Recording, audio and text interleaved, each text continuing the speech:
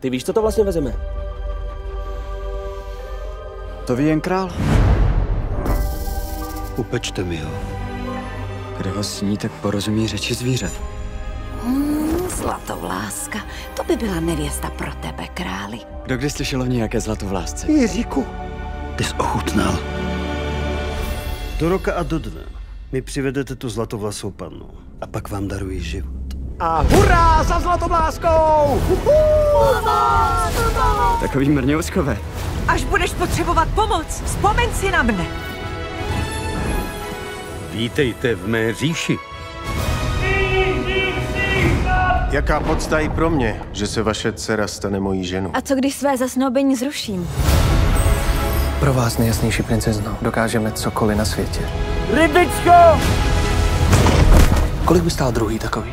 Já myslím, že se dohodneme. Co je to? Živá a mrtvá voda.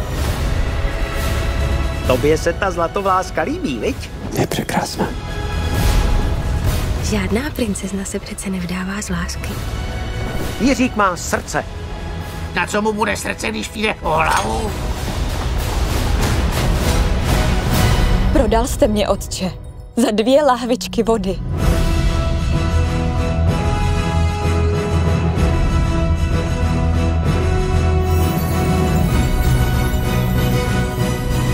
Přidejte, ať nás nezastihne tma.